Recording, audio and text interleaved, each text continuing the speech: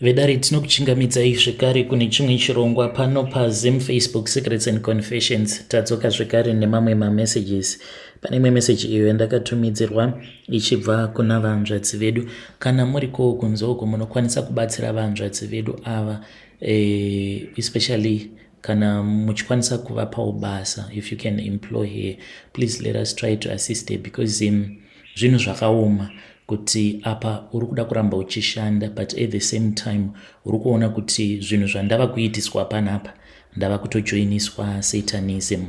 Ndo paya pekuti nekuda kwenhamo munhu anopedzera azotojoina satanism yacho iyoyo. So kune avo vanenge vachikwanisa kuvapawo basa vahanzvadzi vedu ava after manzwawo nyaya yavo, please do come to my inbox, ndobva ndakwanisa kukusanganisai navo. Let us help her. Mukaona munhu auya panapa anenge atori desperate, dai vanga vari umwe munhu vangadai vatojoina satanism yacho, vatova mumari, vava kutodriva mazimotikari akanaka vachitodya vachiguta, but she still has that humanity inside her heart yekuti handingamborombi, handingamboite izvozvo zvesatanism. So please do listen to her story, and kana muchikwanisa kuvabatsira, do come to my inbox. Ruregerero nekurebesa munamato.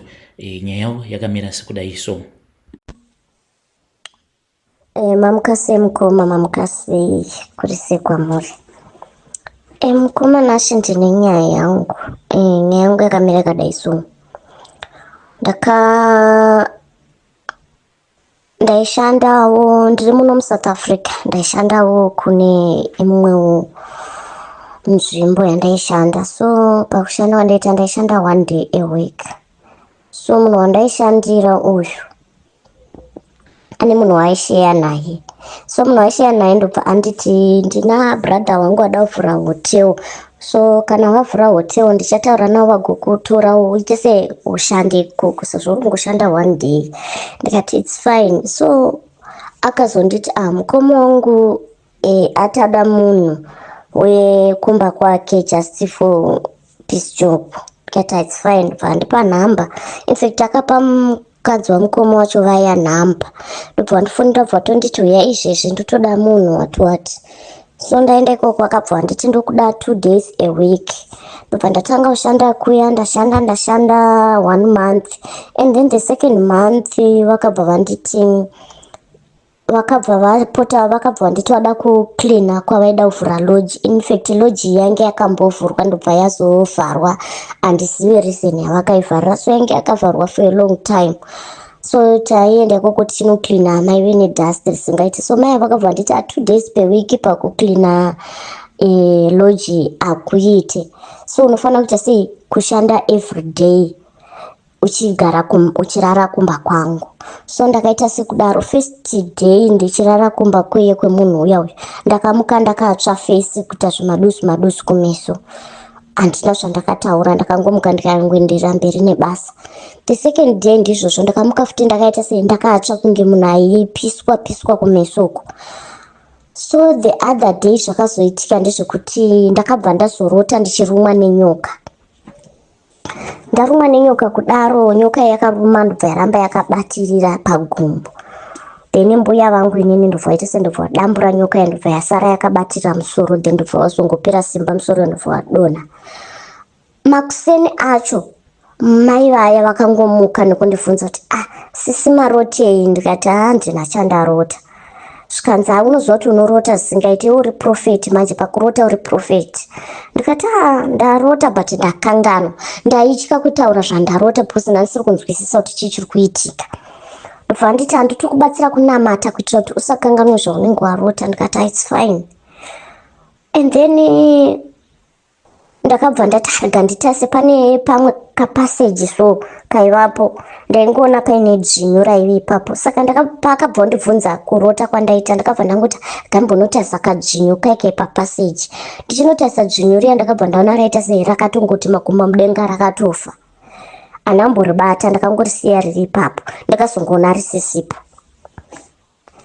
So that day takabva tazoya kuno kuloji tikaklina, tadzokera anga angopopota zvandisina kunzwisisa. Une usimbe, uri slow, akungotaura zvisina basa.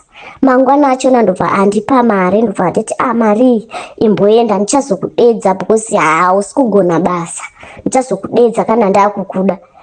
Ndobva ndadzokera kumba, ndati garei ndobva azondidedza futi. Zvikanzi uya kubasa, ndaenda kubasa kuya ndakangoshanda 4 days ndichirara ikoko, anga asipo. So paive nemwana wacho aivapo, ndakashanda 4 days ndobva azodzoka. Pa 4 days iye adzoka ndobva ndamuti ndoda kuenda kumusha.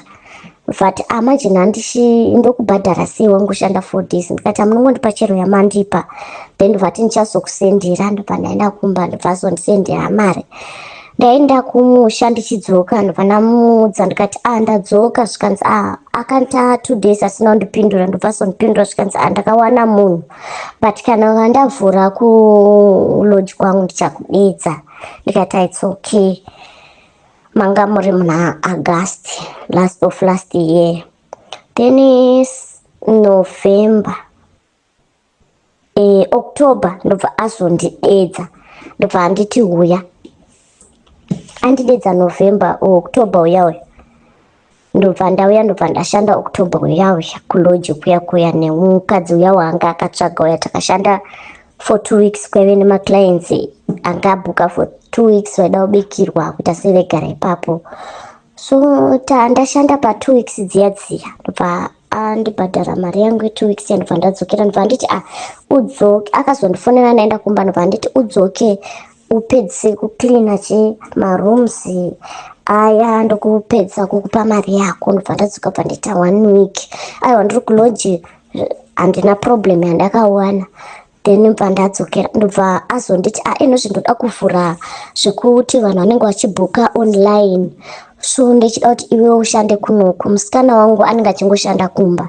So musikana aya ndofunga akazoita jealous here, handinyatsonzwisisa. Ndobva angotanga kungoita makuhwa paya, handakunzwisisa kuti chii chakaitika. Mai vaimba vazongomuka vakanditi hausi kugona basa futi. Ndobva vandidzinga, akapopota zisingaite mvatondidzinga basa. Ndobva ndatodzokera kumba. Vazondifonera futi manga mamuna November, October angapera November ndobva vakandidzinga. Bva ndadzokera kumba. So since November uya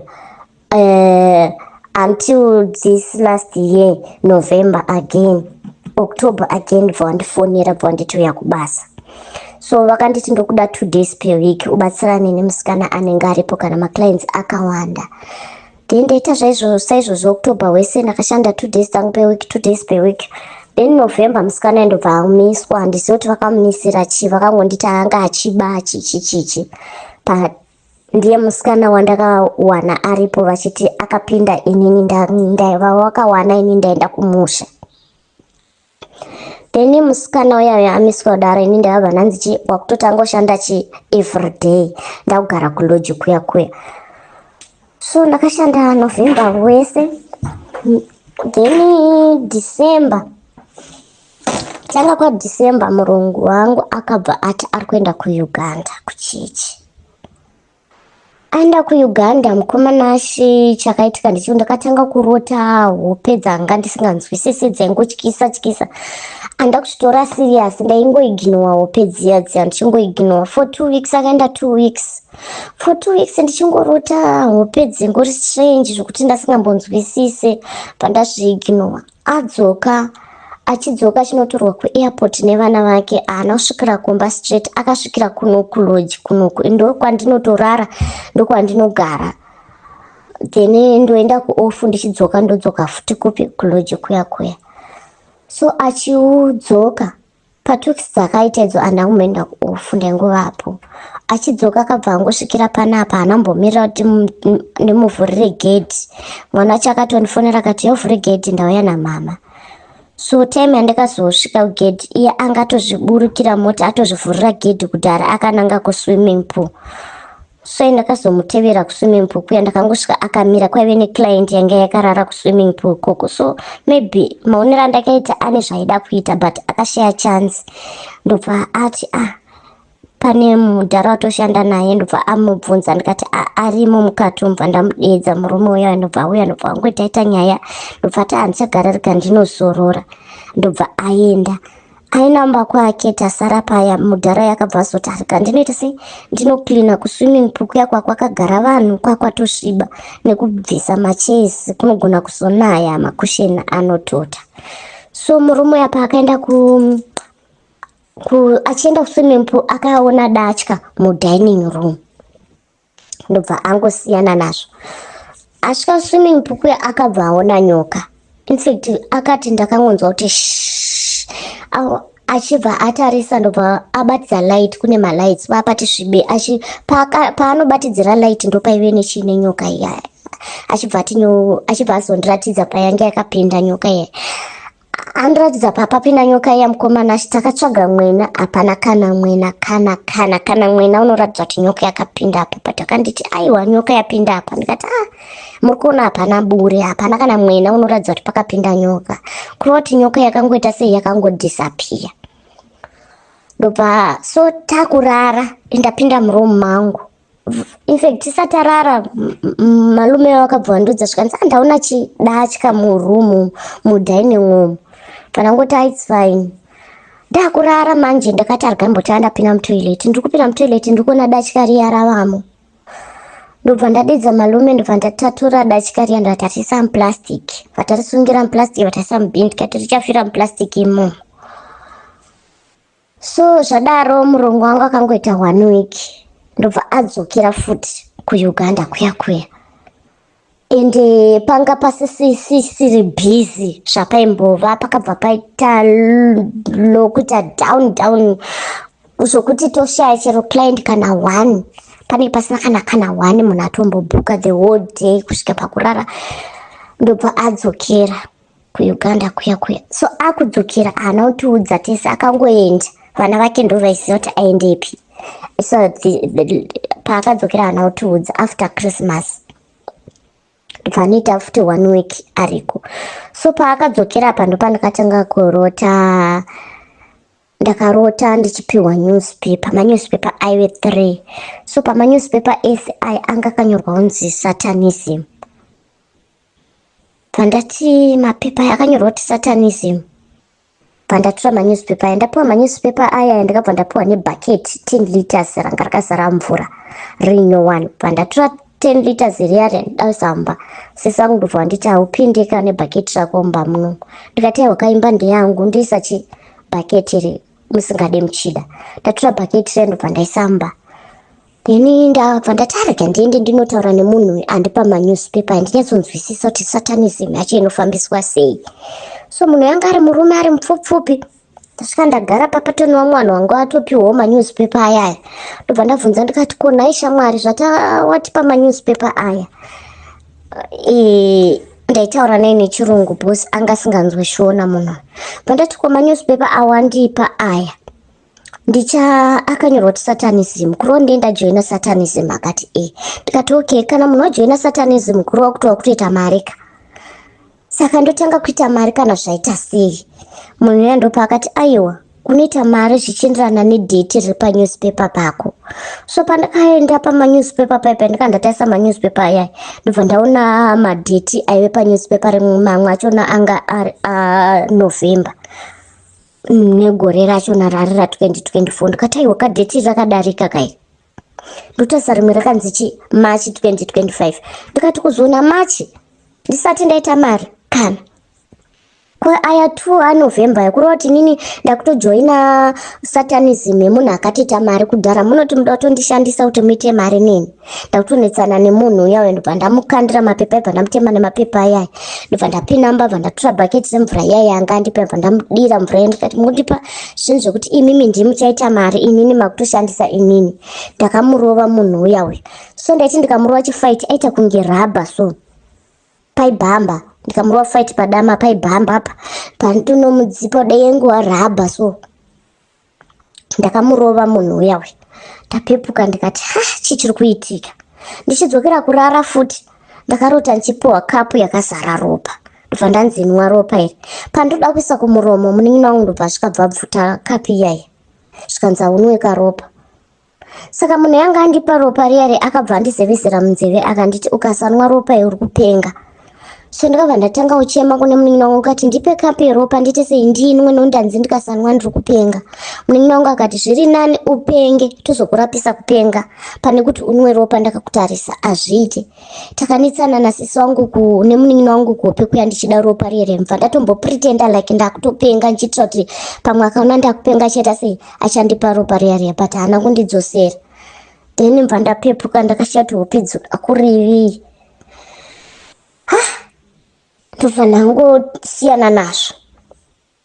Murungu wangu adzoka manje kubva kuUganda kuya akasvikira akadzoka ini ndisipo ndakamukumbira off ndobva aramba.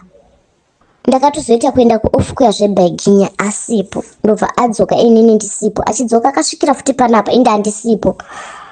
Then pakabva pabhuka vamwe vakadzi iye ndiye akazondudza murungu wangu kuti ing'anga vanhu ivavo. So vanhu vai vakabhuka for 5 days vari panapa vakuenda vamwe mai ndo vakazondidedza vakunditi pane zvandaona zviri kuitika pauri uri kuda help but ndichakubatsira ndichazokufonera ndichikuudza kuti unotenga chii nechii zvinhu izvo zvinoita kuti ubatsirikane but usati ndakufonera nhasi unofanira kugeza nebute ndozokuudza mangwana kuti unotenga chii. So inini handina kuita zvinhu zviya zvanga ndaudzwa namai vaya ndakangoti ngatanga andiudza zvaari kuda kundiudza zvachona. Ndobva azondifonera mangwana acho mukadzi uyaya zvikanzi ndoda kuti utenge JC utenga macandle red neblue nebrown utenga hamene zvimwe zvakandiudza zvimafutafuta zvaakandiudza zvikanzi ndoda kuti ugeze nezvinhu izvozvozvo wageza nazvo ndokuti attract macustomers nekuti macustomers paari kuya pabasa pako ari kutokuona kunge uri chipoko ende ukashandisa zvinhu izvozvo murungu wako anokuwedzera mari nekuti zviri pauri hazvisi kuita ndaunozoruza basa. Saka zvoda kuti uruze basa rako unofanira ngoti it's fine ndichaita sei ndichatenga zvinhu zviya. Mai vai vakata foni ndakatadza kunzwisisa kuti vari kundibatsira pazvinhu zvekuti inini ndi-attract maclients. Basa harisi basa rangu kairi, anofanira kuita kuti basa rake maclients awanda, ndiye muridzi webasa. Ndobva ndanyarara. After that murungu wangu akazouya akanditi uri kuda deliverance nekuti ndiuri kushanda nemaclients pareception apa, saka unotoda deliverance, une bad luck iri pauri, uri kuda deliverance. Ndikati deliverance yei? Zvikanzi kuti maclients aite sei adzoke, nokuti maclients akangotarisana newe hasi kudzoka, une bad luck iri pauri. So vakabva vazoita chechi yavo yavakaita vari palodge pai. Inini pavakangotanga chechi yavo ndikabva ndangodisappear ndambopinda muchechi mavo. So zvinhu zvakuti akabatikana kungopopota zvisinganzwisisike, hatisi kushandidzana zvakanaka, zvitori nani usiye zvako basa. Ndikati fine, ndosiya zvangu basa. So mukomana achinyangu iri pakuti handisi kuziva kuti ndoita sei, basa ndiri kurida but kujoina satanism handisi kuda. Problem yandinayo sofa ndine vana, so ndikasiya basa like just from nowhere kuti ndangosiya basa ndopanobva mari yerendi, ndopanobva mari yechikafu. So ndiri kungovavarira kuti ndiwane rimwe basa then ndozosiya, but kutoshanda cheko hatichashandidzane zvakanaka nemurungu wangu, anenge achingopopota because ndakaramba kuita sekuita deliverance yacho yaaida, but inini maonero andakaita pana deliverance aida kuti ndiite sei vanhu akadedza ivavo vechechi aiti vanhu havataive navo kuchechi kuUganda andi muri kuona. So paakangondudza zvokuti vanhu havataive tese kuchechi kuUganda, ndikabva ndabatanidza metsi dzacho kuti alright, kuhope aida kundijoinisa satanism handiti, but zvakaramba. So vaita kuuya vari vanhu vechechi like vanhu vechechi, but haisi chechi. Ndakabva ndatiza andi muri kuona, handina kumirira chechi yavo. After chechi ndopandakazodzoka. So kuti ndisiya basa mukomana, it's not easy for me kungosiya basa, and it's like handinyatsonzwisisa since ndakatanga kumushandira mukadzi uyuka handiwane basa. Anotondimisa ndotodzokera kumba, ndonogara kumba, handiwane chero kana piece job chero chii, kusvika andidedza futi back, ndoshanda futi ondimisa, ndodzokera kumba ndinonogara, handiwane kana piece job kana chii, ndodzoka futi. Chero ndisingade kudzoka ndichitozviudza kuti panapa handisi kuda kudzoka ka, ndinongodzoka nesituation yandinenge ndinayo. So ndakutoda help kuti ndoita sei kuti ndikwanise kuita sei kubatsirikana ndikwanise kuwana rimwe basa, nekuti chero ndikada kutsvaga rimwe basa handisi kukwanisa kuriwana basa since 2022 2023 pandakashandira munhu uyu. 2024 ndakadzoka futi. Pa 2023 ndakatomiswa ka 2 case ndikadzoka. 2024 gore rese rakatopera anambondidedza. Aita zvezvekuti aive netime yekutondifonera unditi sisi muri kushanda here, ndoti handisi. Oti alright ndichakufonera, utosiya zvakada. Upedza kana mwedzi wese asina mbondifonera, undifonera zvezvekungondi kuita kunge ari kutondida kubasa, ndoti handisi. Otonditi ndichakudedza, handidedzi, just kungocheka kuti ndiri kushanda here. So zvinhu zvandisiri kunzwisisa kuti ane zvaakandita kuti ndisashande here, kuti ndirambe ndichidzoka paari kuti aone kundiconnecta nezvinhu zvake, but zvinhu zviri kuramba. But problem yandava nayo izvonozvi ndeyekuti chero ndikada kutsvaga basa zvinengei. Ndikamboedza kuenda kumapostori, kuchechi dzemweya idzi. Kuchechi kwacho kwandaenda vaingondiudza kuti chero tikakuitirai munamato upi hapana basa ramuri kumbowana, basa ratiri kuona ramungatoshande ndikoko kuloji kwamakamiswa, totokuitirai munamato kuti mudzokere. But manje kuti ndirambe ndichishanda ndiri panapa zvinhu zvacho hazvisi kufamba. Endika zvakatongomira kuti ndiwane basa ndinopa vanhu manhamba, even maclients anouya achibhuka panapa ndinotopa maclients manhamba kuti kana maona kunodiwa munhu, vanhu vandendabvunza kuti mugara kurere, voti vari around, ndovapa nhamba ndoti kana mawanawo basa please muzondifonera. Hapana kana anombokufonera, hapana kana kwaunombonzwa basa. So help yandiri kuda ndekuti ndikwanisewo kubatsirikana kuti ndiwanewo pekuti ndiwane kushanda pamwe, kuti ndingosiya vana vanofa nenzara mukomanashe. Ndini baba ndini mai pavana vangu, vanoda mari yekuenda, vanoda maschool fees, vanoda chii, vanoda chikafu.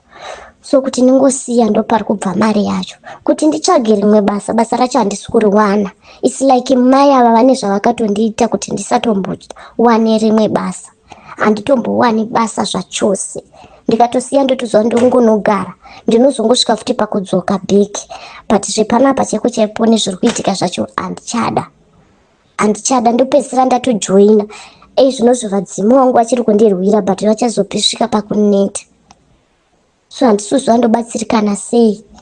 Ndiri anenge anokwanisa kuda kundibatsira mukomanashe, munomupa nhamba dzangu.